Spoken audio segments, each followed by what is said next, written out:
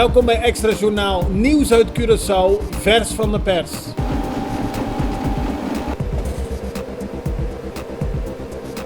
En dit is het nieuws van vandaag. Volgens minister Armin Conquet is er geen sprake van een massaal vertrek van Curaçaoënaars naar Nederland. Dat zei hij gisteren tijdens een persconferentie. De minister van Bestuur, Planning en Dienstverlening zegt dat sommige mensen denken dat Curaçao momenteel een leegloop kent van teleurgestelde Curaçaoënaars die hun geluk gaan zoeken in Nederland vanwege de slechte economie op Curaçao. Maar de cijfers laten zien dat dat niet klopt. Wel is er altijd sprake van een groep mensen die naar Nederland vertrekt, maar er is ook altijd weer een groep mensen die terugkomt, aldus de minister.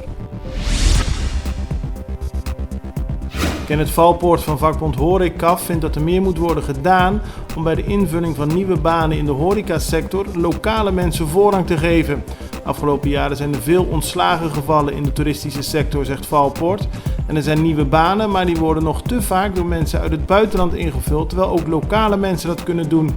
Volgende week gaat hij een registratie houden van alle mensen die werk zoeken in de horecasector, om op die manier makkelijker en sneller lokale mensen weer aan een baan te laten helpen.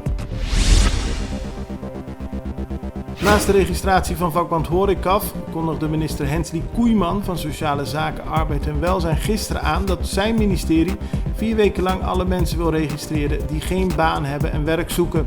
Op die manier wil hij sneller en makkelijker mensen aan een baan helpen. Door middel van WhatsApp-groepen kunnen werkzoekenden op de hoogte worden gebracht van nieuwe vacatures. Ook is het voor werkgevers die nieuwe mensen zoeken op deze manier makkelijker om nieuw personeel te vinden. Medewerkers van het X-team, dat is de milieudienst van de politie, moesten er gisteren keer op keer naar Dampré toe. Er kwamen constant berichten binnen over mensen die illegaal vuil aan het verbranden waren. Bij aankomst zag de politie dat de mensen niet alleen illegaal vuil aan het verbranden waren, ze hebben ook illegaal terreinen in bezit genomen. Veel werk voor de politie dus. Het is een probleem dat Curaçao in het verleden vaker kende en waar harder tegen opgetreden gaat worden, aldus de politie. Volgens voorzitter Lindomar Cecilia van vakbond Curatka zijn er voldoende gekwalificeerde Curaçaoënaars die de vacatures kunnen vervullen bij de Curaçaose luchtvaartdienst. Hij is dan ook tegen de indienstneming van een groep Amerikanen. Dat heeft Cecilia tegen de Extra gezegd. Het bedrijf DC-ANSP wil juist wel mensen uit het buitenland halen, maar volgens de vakbond moet er juist worden geïnvesteerd in eigen mensen. De Curaçaose DJ Jay Stax heeft een mooie wedstrijd gewonnen. Als gevolg hiervan mag hij optreden tijdens het Tsa Zoo Festival in Amsterdam. Dat vindt plaats op 8 september. Jay Stax kwam als eerste uit een populariteitspoll en daarmee is hij de beste jonge DJ die op het festival mag spelen.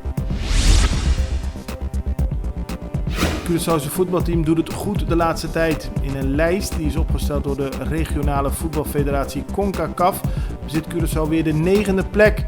Die lijst is opgesteld in het kader van de klassificaties die moeten worden gehouden voor het wereldkampioenschap in Qatar in 2020.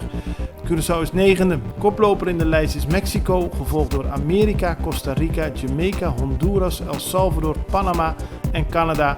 En voor Haiti eindigt dus Curaçao. Dit was Extra Journaal met nieuws uit Curaçao in het Nederlands elke doordeweekse dag. Tot de volgende keer.